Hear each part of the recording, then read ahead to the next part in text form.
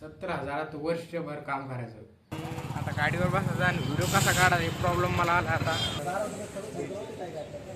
आता जस्ट. नमस्कार मित्रांनो, तर आपण 10-12 दिवस झाले बघा एक व्हिडिओ टाकला युट्यूबला की आपण लवकरच डेली फुल ब्लॉग सुरू करतोय.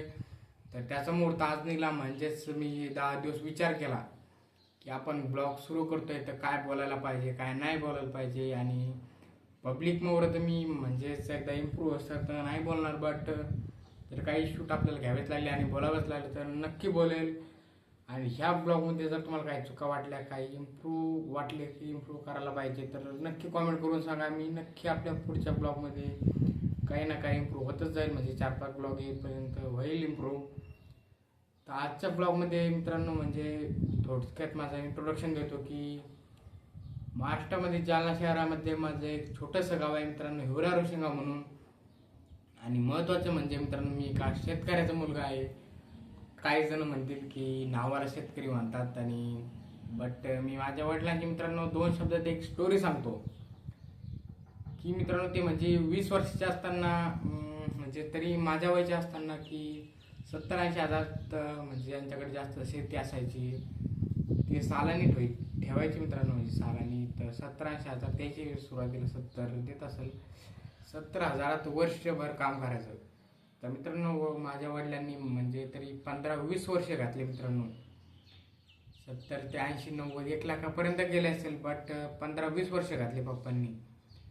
कारण शेतकरी मित्रांनो इलाज नव्हता, काम दुसरीकडे काही शिकलेले नव्हते, तर त्याच्याशिवाय दुसरं काही काम नव्हतं.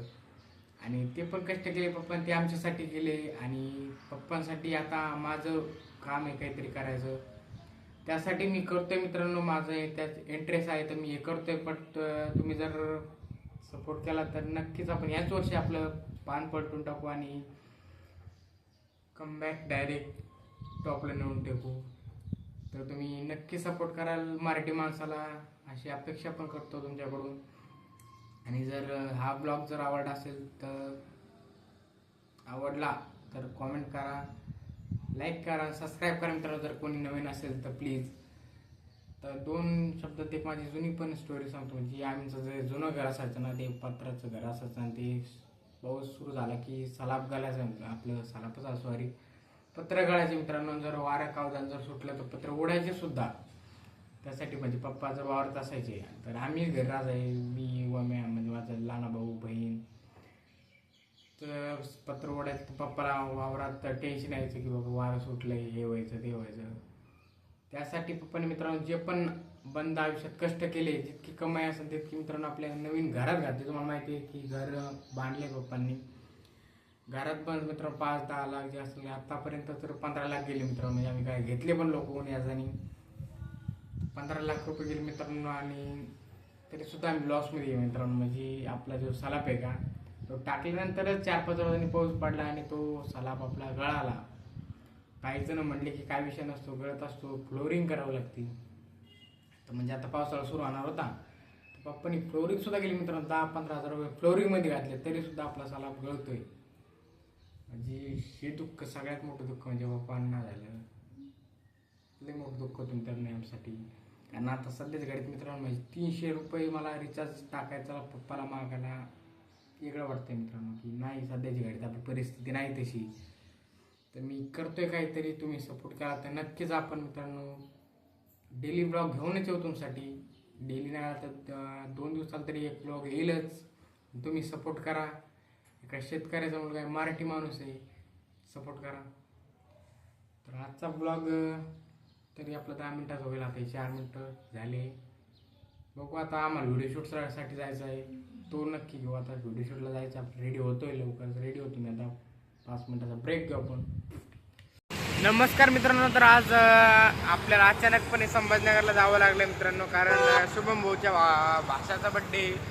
म्हणजेच तो मला म्हणला की आपल्याला बड्डेला जायचं आहे. आता वाजले 5 आणि अचानकपणे आम्हाला जावं लागलं आहे 2 व्हीलरवर.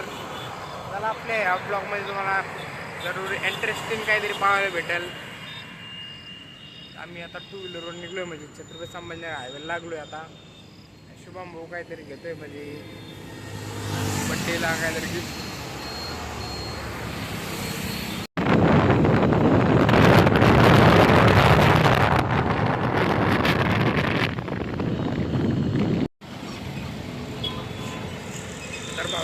आम्ही बदनापूरमध्ये थांबलोय बघा, कारण बड्डेला चाललो आहे आणि केक तर घ्यावं जावंच लागेल ना.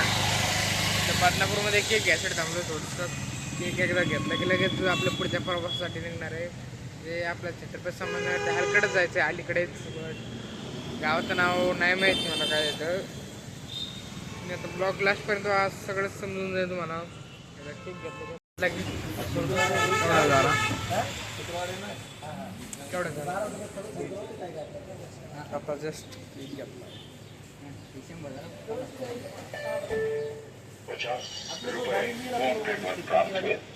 तर भावांनो, आत्ता मी जस्ट केक आणि खुर्ची घेतली बघा. पण आता गाडीवर बसायचा आणि व्हिडिओ कसा काढा हे प्रॉब्लेम मला आला आता.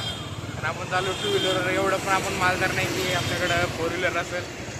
टू व्हीलरवर जायचं आहे आणि एका हातात केक आणि खुर्ची धरायची. चला आपण डायरेक्ट आता मेन ठिकाणीच भेटूयात.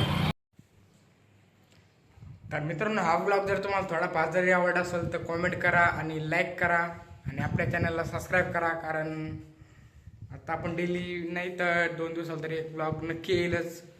आणि ते बड्डेचा शूट घेऊन नाही शकलो कारण मोबाईलमध्ये चार्जिंग नव्हती बघा.